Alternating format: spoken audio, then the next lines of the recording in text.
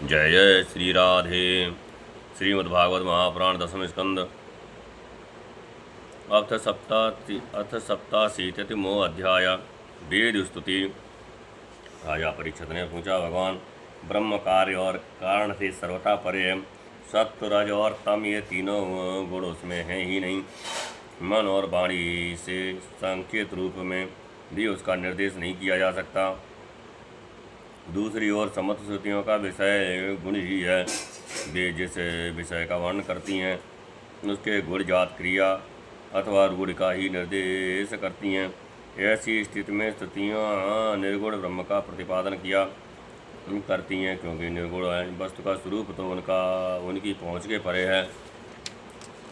श्री सुखदेव जी कहते हैं, परीक्षित, भगवान सर्वशक्तिमान और गुणों के निधान हैं। श्रुतियाँ स्पष्ट सगुण का ही निरूपण करती हैं, परंतु विचार करने पर उनका तात्पर्य निर्गुण ही निकलता है। विचार करने के लिए ही भगवान ने जीवों के लिए बुद्धि, इंद्रियां, मन और प्राणों की सृष्टि की है। इनके द्वारा वे स्वेच्छा से अर्थ, धर्म, काम अथवा मोक्ष का अर्जन कर सकते हैं। प्राणियों के द्वारा जीवन धारण, श्रवण आदि, इंद्रियों के द्वारा महावाक्य आदि का श्रवण, मनन के द्वारा मन और बुद्धि के द्वारा निश्चय करने पर स्तुतियों के तात्पर्य निर्गुण स्वरूप का साक्षात्कार हो सकता है। इसलिए स्तुतियाँ सगुण का प्रतिपादन करने पर भी वस्तुतः निर्गुण परक हैं।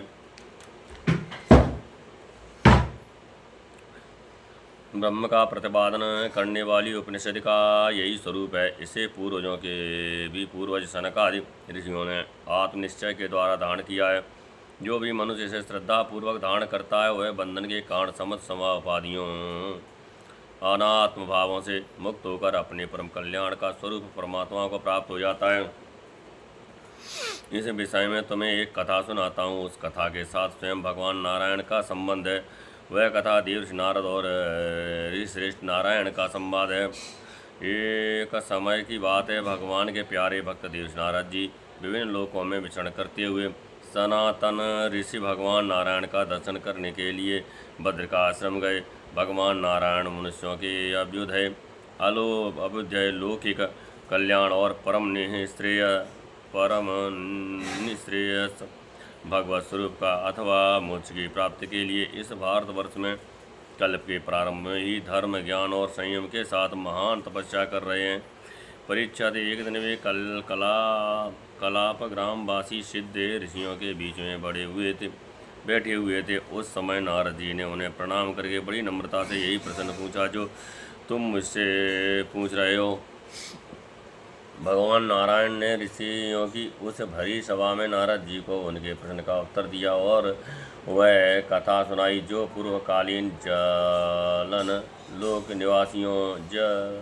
लोक निवासियों में परस्पर वेदों के तात्पर्य और ब्रह्म के स्वरूप के संबंध में विचार करते समय की गई थी। भगवान नारायण ने कहा, नारद जी, प्राचीन काल की बात है। एक बार जनलोक में वहाँ रहने वाले ब्रह्मा के मानस पुत्र नैष्ठिक ब्रह्मचारी सनक, सनंदन, सनातन और महर्षियों का ब्रह्मविषयक विचार या प्रवचन हुआ था। उस समय तुम मेरी श्वेत द्वीपाधिपति अनिरुद्ध मूर्ति का दर्शन करने के लिए श्वेत द्वीप चले गए थे। उस समय वहाँ उस ब्रह्म के संबंध में बड़ी ही सुंदर चर्चा हुई थी, जिसके विषय में श्रुतियाँ भी मौन धारण कर लेती हैं। स्पष्ट वर्णन न करके तात्पर्य रूप से लंछित कराती हुई उसी में सो जाती हैं। उस ब्रह्म सत्र में यही प्रश्न उपस्थित किया गया था जो तुम मुझसे पूछ रहे हो। कनक, सनंदन, सनातन, संत कुमार ये चारों भाई शास्त्रीय ज्ञान, तपस्या और शील भाव में समान हैं। उन लोगों की दृष्टि में शत्रु, मित्र और उदासीन एक से हैं। फिर भी उन्होंने अपने में से सनंदन को तो वक्ता बना लिया और शेष भाई सुनने के इच्छुक बनकर बैठ गए।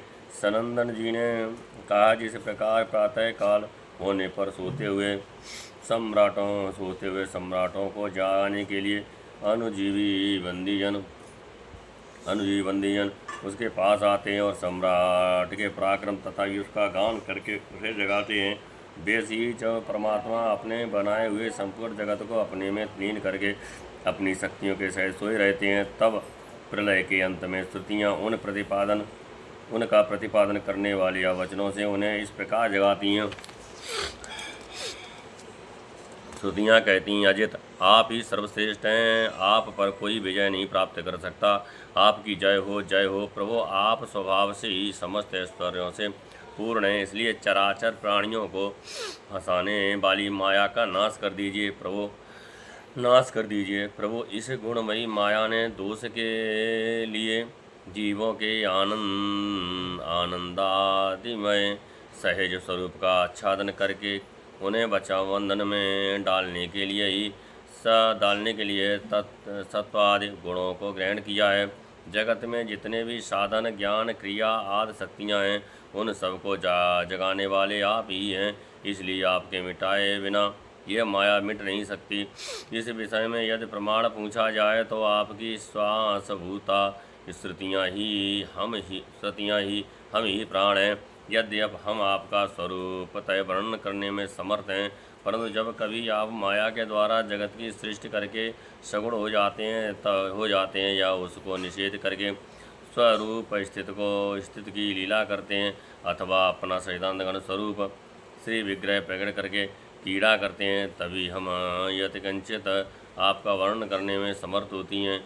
इसमें संदेह नहीं है कि हमारे द्वारा इंद्र, वरुण आदि देवताओं का भी वर्ण किया जाता है, परंतु हमारे श्रुतियों के सारे मंत्र अथवा सभी मंत्र दृष्टा ऋष प्रतीत होने वाले इस संपूर्ण जगत का ब्रह्म रूप ही अनुभव करते हैं, क्योंकि जिस समय यह सारा जगत नहीं रहता उस समय भी आप बचे रहते हैं। जैसे घट, शराब, मिट्टी का प्याला, कसोरा आदि सभी विकार मिट्टी से ही उत्पन्न और उसी में लीन होते हैं, उसी प्रकार संपूर्ण जगत की उत्पत्ति और प्रलय आप में ही होती है। तब क्या आप पृथ्वी के समान विकारी हैं? नहीं, आप तो एक रस निर्विकार हैं। इसी से तो ये जगत आप में उत्पन्न नहीं है, प्रतीत है। इसलिए जैसे घट, शराब आदि का वर्णन भी मिट्टी का ही वर्णन है, वैसे ही इंद्र, वरुण आदि देवताओं का वर्णन भी आपका ही वर्णन है। यही कारण है कि विचारशील ऋषि मन से जो कुछ सोचा कर जाता है, विचारशील ऋषि मन से जो कुछ सोचा जाता है वह और वाणी से जो कुछ कहा जाता है उसे आप में ही स्थित आपका ही स्वरूप देखते हैं। मनुष्य अपना पैर चाहे कहीं भी रखें, ईंट, पत्थर या काठ पर, होगा वह पृथ्वी पर ही, क्योंकि वे सब पृथ्वी स्वरूप ही हैं। इसलिए हम चाहें जिस नाम या जिस रूप का वर्णन करें, वह आपका ही रूप है। भगवान लोग सत्व रजतम इन तीनों गुणों की माया से बने हुए अच्छे बुरे भावों या अच्छी बुरी क्रियाओं में उलझ जाया करते हैं, परंतु आप तो उस माया नटी के स्वामी, उसको नचाने वाले हैं। इसलिए विचारशील पुरुष आपकी लीला कथा के अमृत सागर में गोते लगाते रहते हैं और इस प्रकार अपने सारे पाप ताप को धो बहा देते हैं। क्यों न हो आपकी लीला कथा सभी जीवों के माया मल को नष्ट करने वाली है। जो पुरुष करने वाली जो है पुरुषोत्तम, जिन महापुरुष ने आत्मज्ञान के द्वारा अंतःकरण के राग, द्वेष आदि और शरीर की कलाकृत जरा मरण आदि दोष मिटा दिए हैं और निरंतर आपके स्वरूप की अनुभूत में मगन रहते हैं। जो अखंड आनंद स्वरूप हैं, उन्होंने अपने पाप तापों को सदा के लिए शांत भस्म कर दिया है। इसके विषय में तो कहना ही क्या है। श्लोक पर श्री श्रीधर स्वामी जी ने बहुत सुंदर श्लोक लिखे हैं। वे अर्थ से ध्यान जी, आप अजित आपकी जय हो। झूठे गुण धारण करके चराचर जगत जीव को अच्छायित करने वाली इस माया को नष्ट कर दीजिए। आपके बिना बेचारे जीव इसको नहीं मार सकेंगे, नहीं पार कर सकेंगे। वेद इस बात का गान करते रहते हैं कि आप सकल सद्गुणों के समुद्र हैं। ब्रह्मा, अग्नि, सूर्य, इंद्र आदि देवता तथा ये संपूर्ण जगत प्रतीत होने पर भी आपसे पृथक नहीं है। इसलिए अनेक देवताओं का प्रतिपादन करने वाले वेद मंत्र उन देवताओं के नाम से पृथक पृथक आपकी ही विभिन्न मूर्तियों का वर्णन करते हैं। वस्तुतः आप अजन्मा हैं, उन मूर्तियों के रूप में भी आपका जन्म नहीं होता। सारे वेद आपके सद्गुणों का वर्णन करते हैं, इसलिए संसार के सभी विद्वान आपके मंगलमय कल्याणकारी गुणों के स्मरण आदि के द्वारा आपसे ही प्रेम करते हैं और आपके चरणों का स्मरण करके संपूर्ण क्लेशों से मुक्त हो जाते हैं। भगवान, प्राणधारियों के जीवन की सफलता इसी में है कि वे आपका भजन सेवन करें, आपकी आज्ञा पालन करें। यदि वे ऐसा नहीं कर सकते तो उनका जीवन व्यर्थ है और उनके शरीर में श्वास का चलना ठीक वैसा ही है जैसा लोहाई के धोकनी में हवा का आना जाना। महतत्व, अहंकार आदि ने आपके अनुग्रह से आपके उनमें प्रवेश करने पर ही इस ब्रह्मांड की सृष्टि की है। अन्नमय, प्राणमय, मनोमय, विज्ञानमय और आनंदमय, इन पांचों कोशों में पुरुष रूप से रहने वाले, उनमें मैं की स्फुरित करने वाले भी आप ही हैं। आपके ही अस्तित्व से उन कोशों के अस्तित्व का अनुभव होता है और उनके रहने पर भी अंतिम अविध रूप से आप विराजमान रहते हैं। इस प्रकार सब में अन्वित और सबकी अवधि होने पर भी आप असंग ही हैं, क्योंकि वास्तव में जो कुछ वृत्तियों के द्वारा अस्ति अथवा नास्ति के रूप में अनुभव होता है, उन समस्त कार्य कारणों से आप परे हैं। नेत के द्वारा इन सब का निषेध हो जाने पर भी आप ही शेष रहते हैं, क्योंकि आप उस निषेध के ही साक्षी हैं और वास्तव में आप ही एकमात्र सत्य हैं। इसलिए आपके भजन के बिना जीव का जीवन व्यर्थ ही है, क्योंकि वह इस महान सत्य से वंचित है।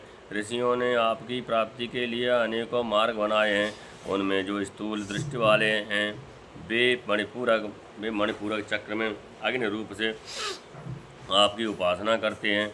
अरुण वंश के ऋषि समस्त नाड़ियों के निकलने के स्थान हृदय में आपके परम सूक्ष्म स्वरूप दहर ब्रह्म की उपासना करते हैं।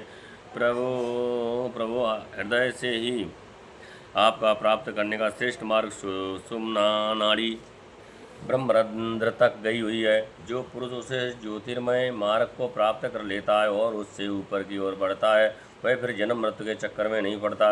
भगवान, आपने ही देवता, मनुष्य और पशु पक्षी आदि योनियाँ बनाई हैं। सदा सर्वत्र सब रूपों में आप ही हैं, इसलिए कारण रूप से प्रवेश न करने पर भी आप ऐसे जान पड़ते हैं मानो उसमें प्रविष्ट हुए हो।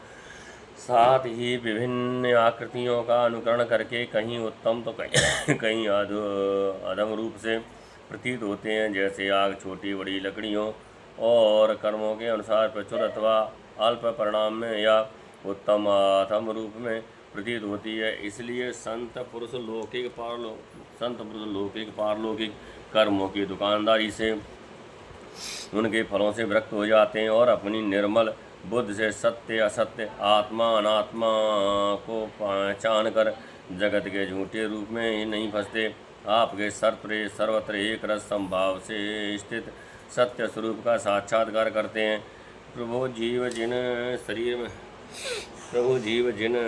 शरीर में रहता है वे उसके कर्म के द्वारा निर्मित होते हैं और वास्तव में उन शरीरों के कार्य करण रूप आवरणों से वे रहित हैं, क्योंकि वस्तुतः उन आवरणों की सत्ता ही नहीं है। तत्वज्ञानी पुरुष ऐसा कहते हैं कि समस्त शक्तियों को धारण करने वाले आपका ही वह स्वरूप है, उसका स्वरूप है। स्वरूप होने के कारण अंश न होने पर भी उसे अंश कहते हैं और निर्मित होने पर भी निर्मित कहते हैं। इसी से निर्मित न होने पर भी निर्मित कहते हैं। इसी से बुद्धिमान पुरुष जीव के वास्तविक स्वरूप पर विचार करके हम परम विश्वास के साथ आपके चरण कमलों की उपासना करते हैं, क्योंकि आपके चरण ही समस्त वैदिक कर्मों के समर्पण स्थान और मोक्ष स्वरूप हैं।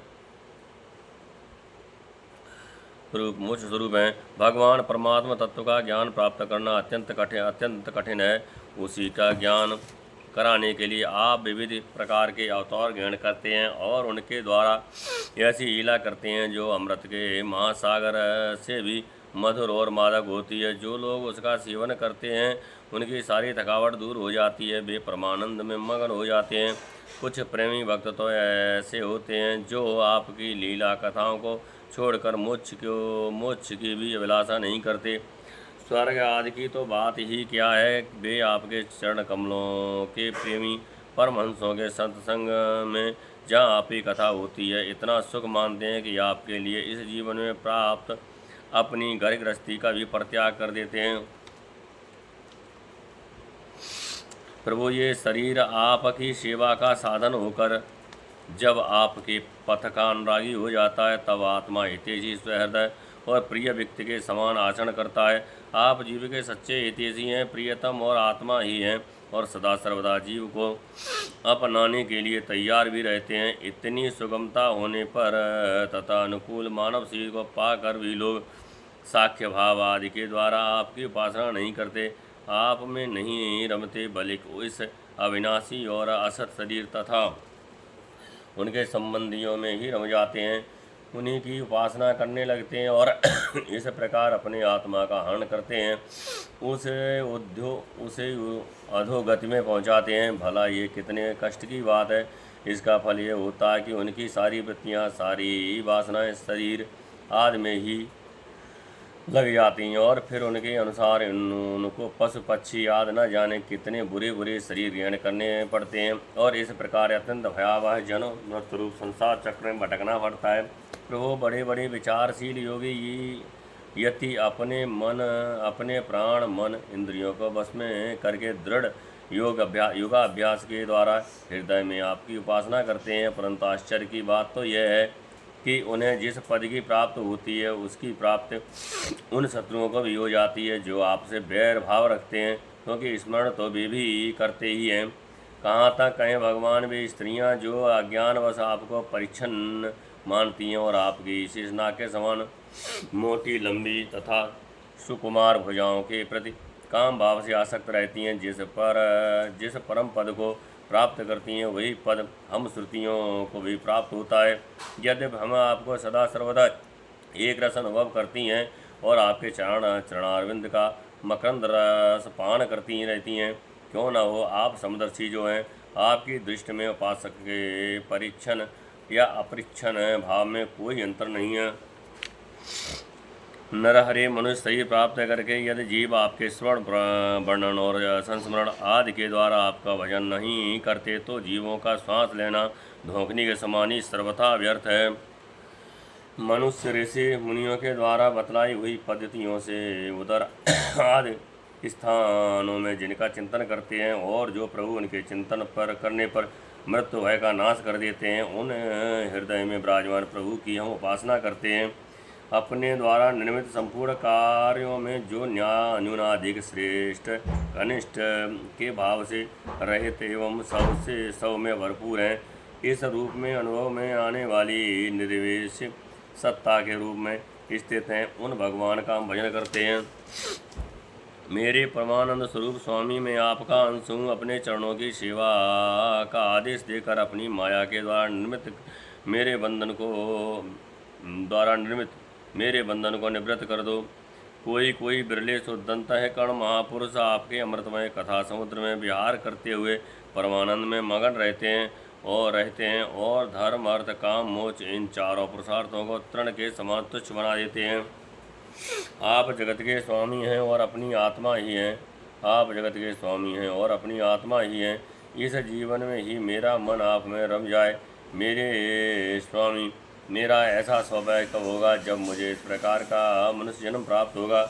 देव, आपके चरणों का प्रेम पूर्वक स्मरण अत्यंत दुर्लभ है, चाहे जैसे कैसे भी हो।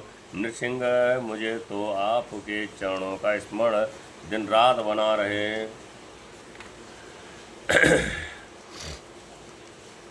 अनंत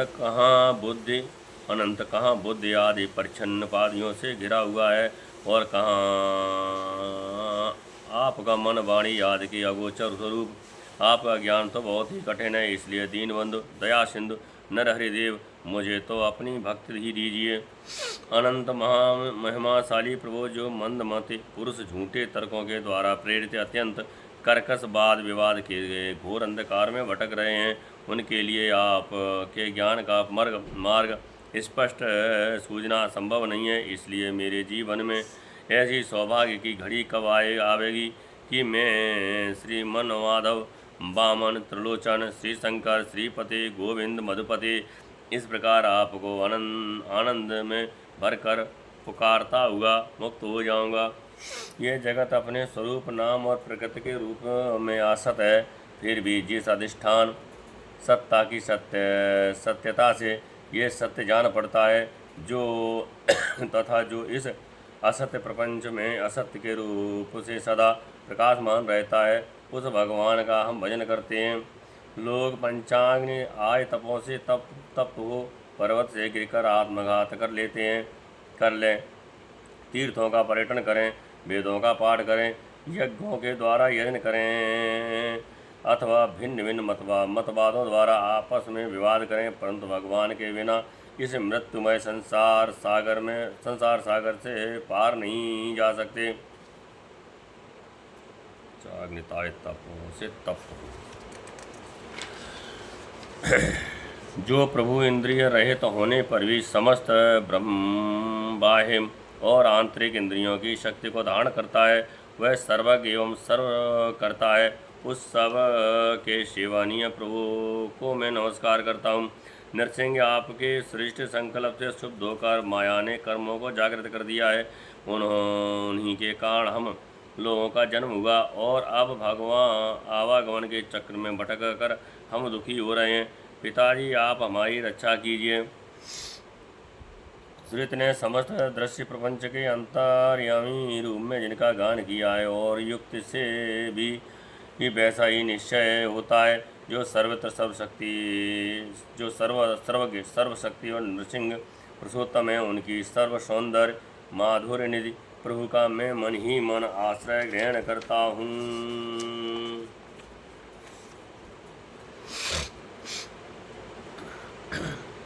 भगवान, आप अनादि हैं, आप अनादि और अनंत हैं, जिसका जन्म और मृत्यु काल से सीमित है, वह भला आपको कैसे जान सकता है। स्वयं ब्रह्मा जी, निवृत्तिपरायण सनकादि तथा प्रवृत्तिपरायण मरीचि आदि भी बहुत पीछे आपसे ही उत्पन्न हुए हैं। जिस समय आप सबको समेट कर सो जाते हैं, उस समय ऐसा कोई साधन नहीं रह जाता जिससे उनके साथ ही सोया हुआ जीव आपको जान सके, क्योंकि उस समय ना तो आकाश आदि स्थूल जगत रहता है और ना तो महतत्व आदि सूक्ष्म जगत। इन दोनों से बने हुए शरीर और उनके निर्मित क्षण मूर्त आदि काल के अंग भी नहीं रहते।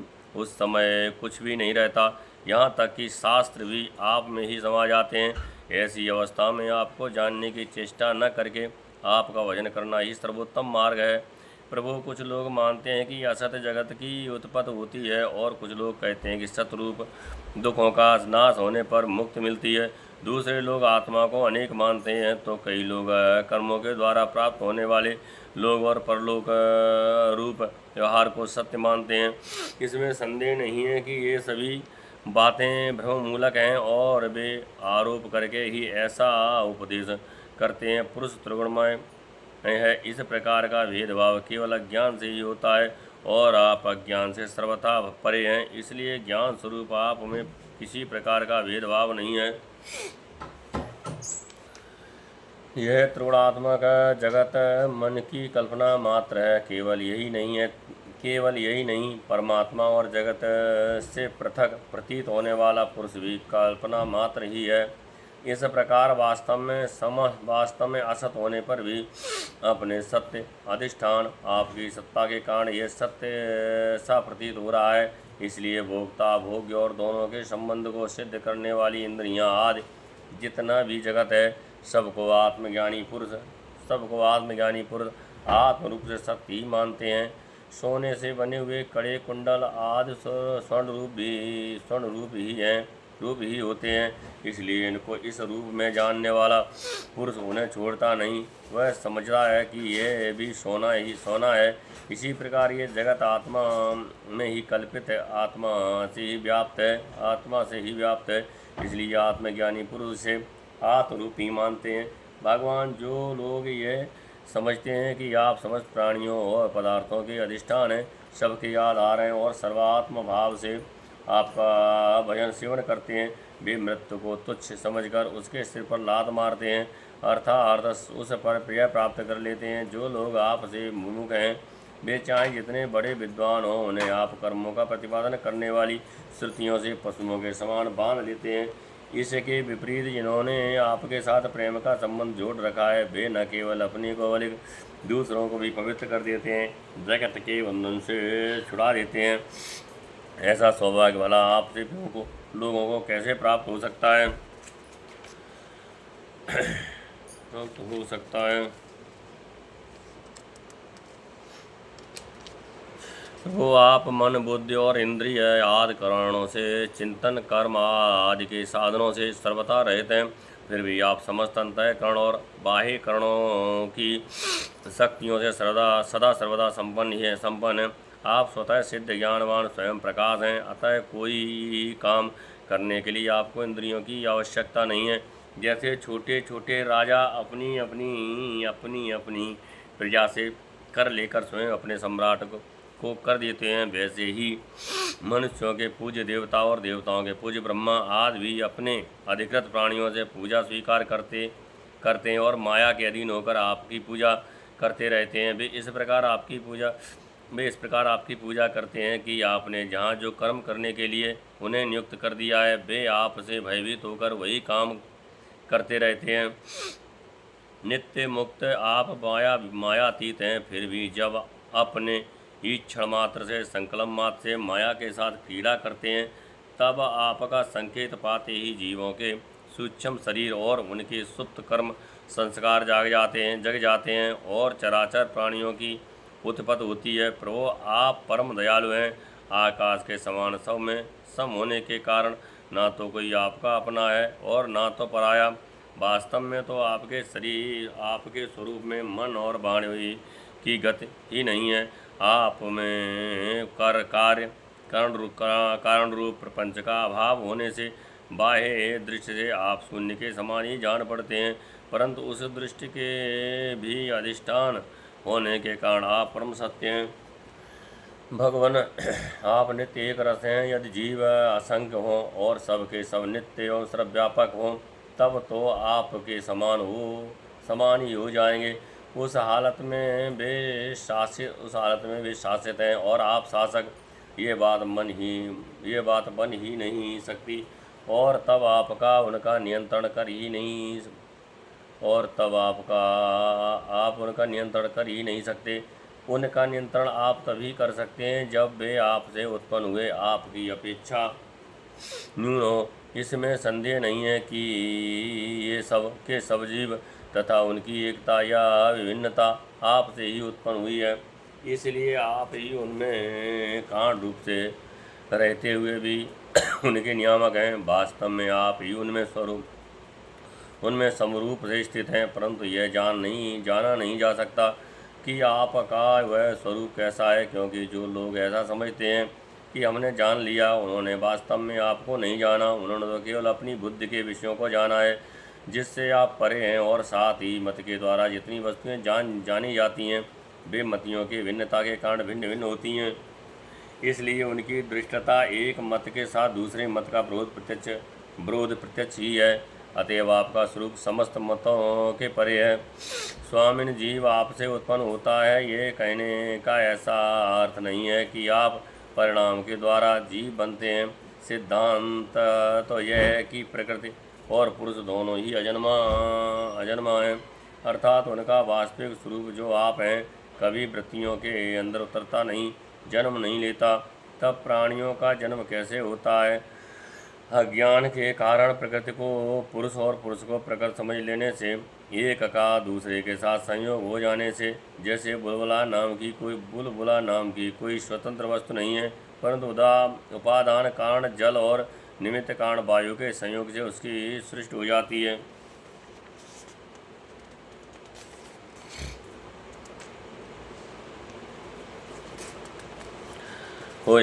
प्रकृति में पुरुष में प्रकृति का अभ्यास, एक में दूसरे की कल्पना हो जाने के कारण ही जीवों के विविध नाम और गुण रख लिए जाते हैं। अंत में जैसे समुद्र में नदियों और मधु में समस्त पुष्पों के रस समा जाते हैं, वैसे ही सबके सब उपाधि रहित आपस में समा जाते हैं। इसलिए जीवों की भिन्नता और उनका पृथक अस्तित्व आपके द्वारा नियंत्रित है। उनकी पृथक स्वतंत्रता और सर्वव्यापकता आज वास्तविक सत्य को न जानने के कारण ही मानी जाती हैं। भगवान, सभी जीव आपकी माया से भ्रम में भटक रहे हैं।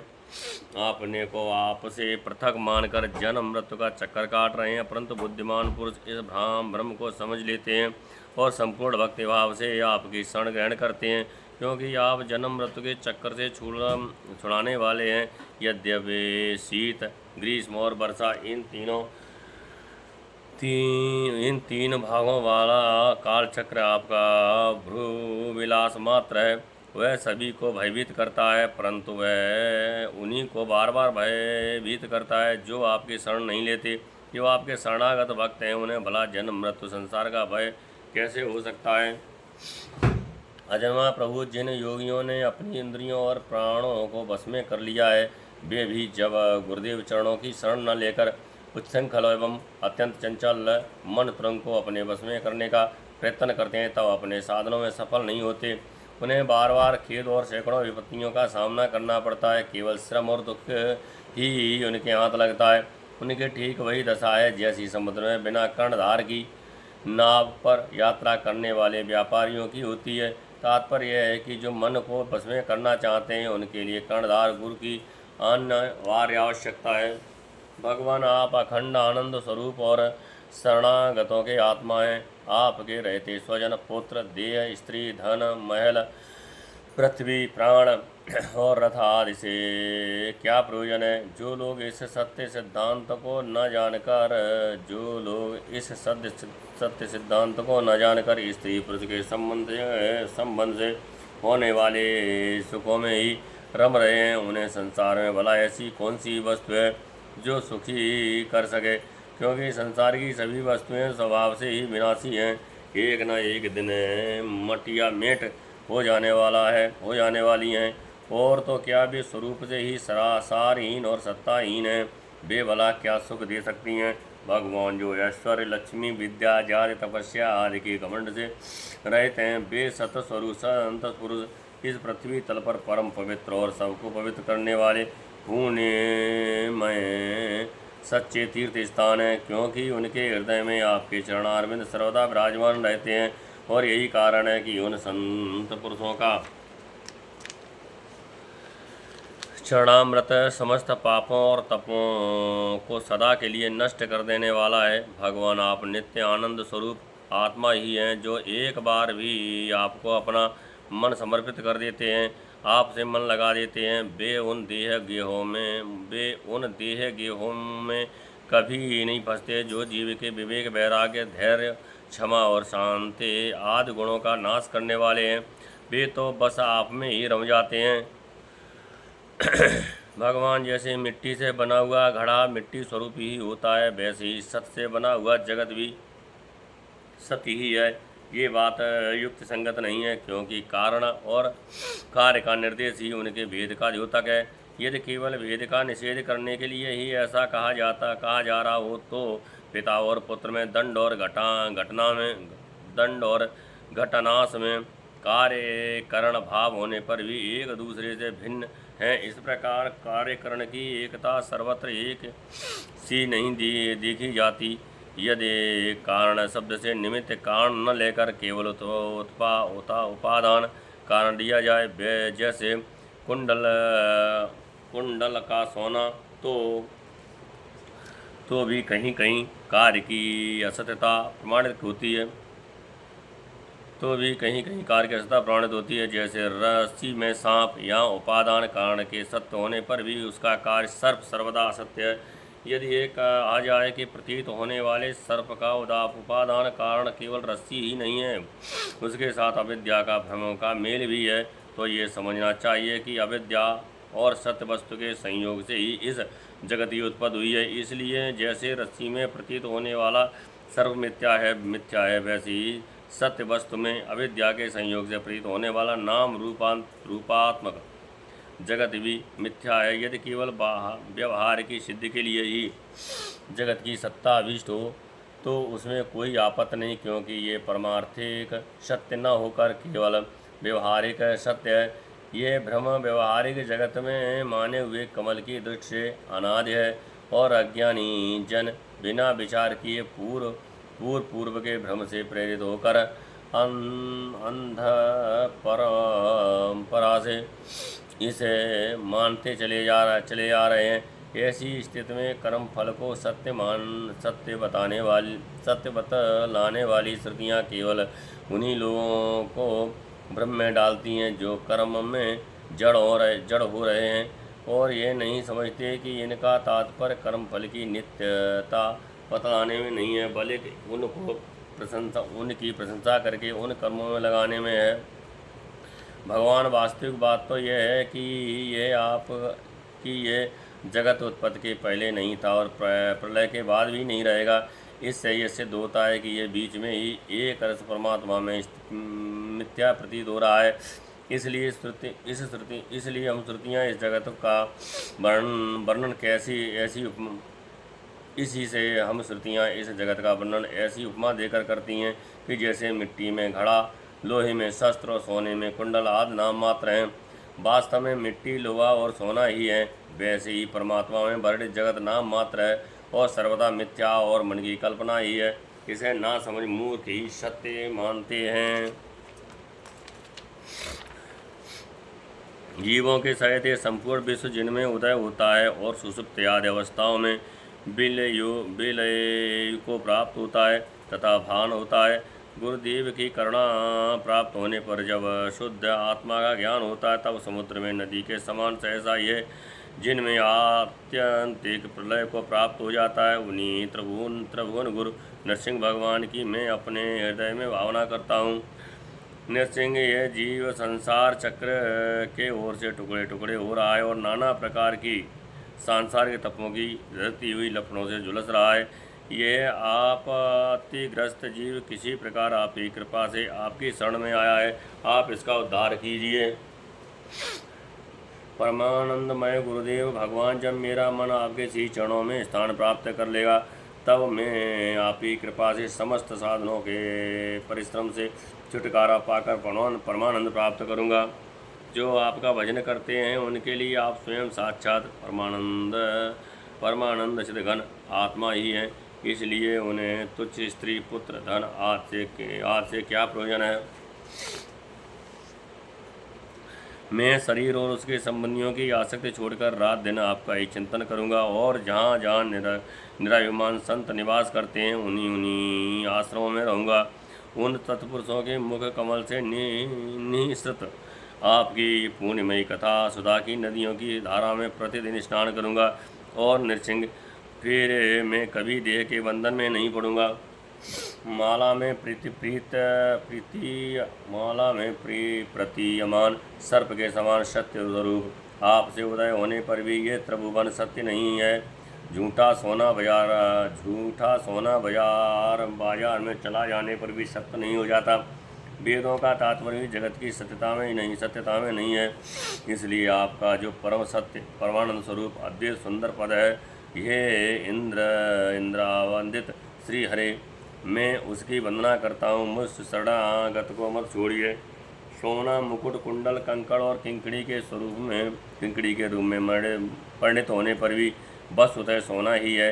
इसी प्रकार नृसिंह मय तत्व, अहंकार और आकाश, वायु आदि रूप में उपलब्ध होने वाला ये संपूर्ण जगत वस्तुतः आप से भिन्न नहीं है।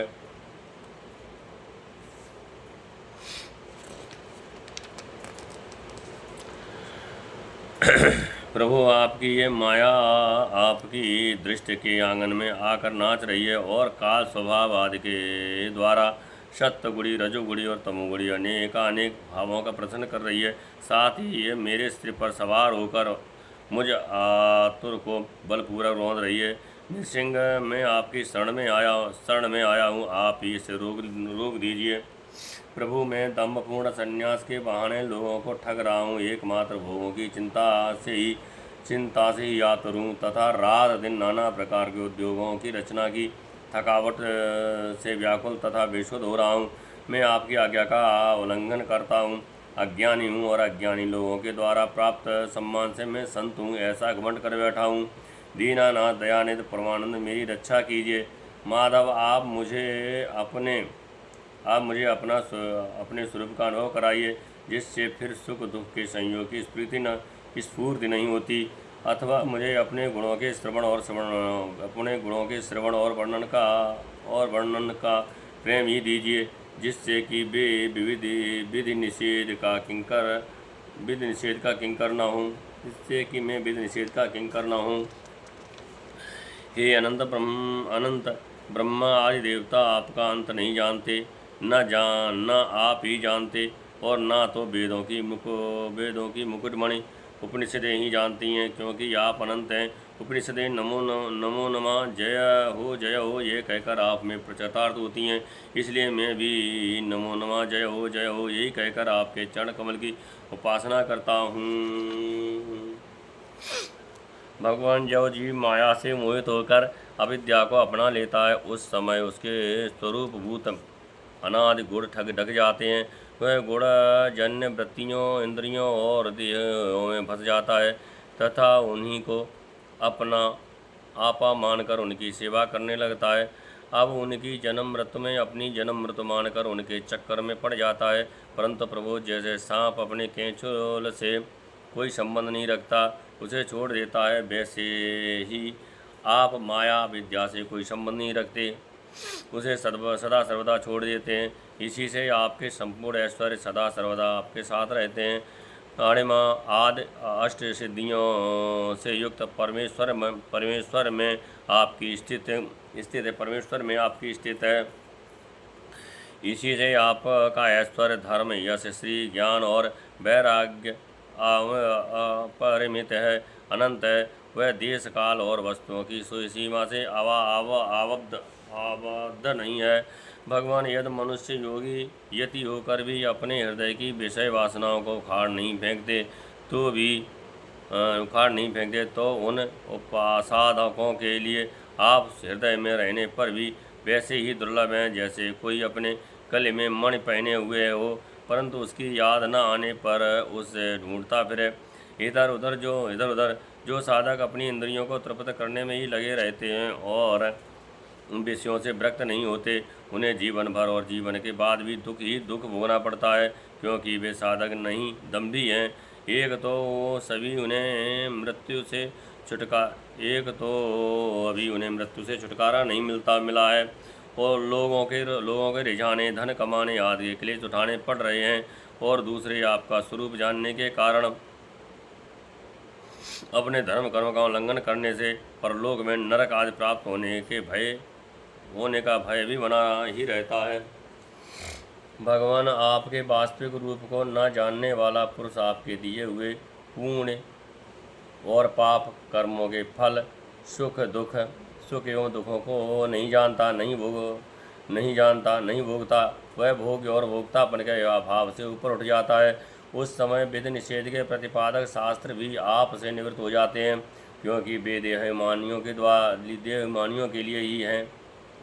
उनकी ओर तो उनका ध्यान ही नहीं जाता। जिसे आपके स्वरूप का ज्ञान नहीं हुआ है, वह भी यदि प्रतिदिन आपके प्रत्येक युग में की हुई लीलाओं गुणों का गान सुनकर उनके द्वारा आपको अपने हृदय में बिठा लेता है तो अनंत अचिंत दिव्य गुण गणों के निवास स्थान प्रभु, आपका वह प्रेमी भक्त भी आप पुण्यों के फल, सुख दुखों और विधि निषेधों से अतीत हो जाता है, क्योंकि आप ही उनकी मोक्ष स्वरूप गति हैं। परंतु इन ज्ञानी और प्रेमियों को छोड़कर और सभी शास्त्र बंधन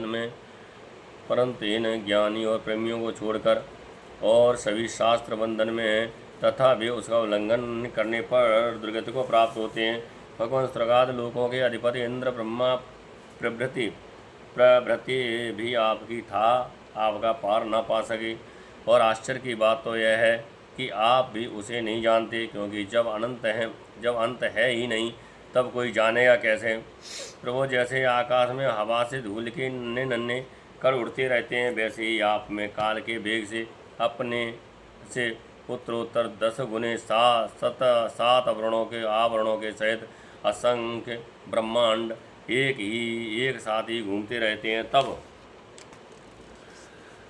भला आपकी सीमा कैसे मिले? हम श्रुतियाँ भी आपके स्वरूप का साक्षात वर्णन नहीं कर सकती। आपके अतिरिक्त वस्तुओं का निषेध करते करते अंत में अपना ही निषेध कर देती हैं और आप में ही अपनी सत्ता खोकर सफल हो जाती हैं।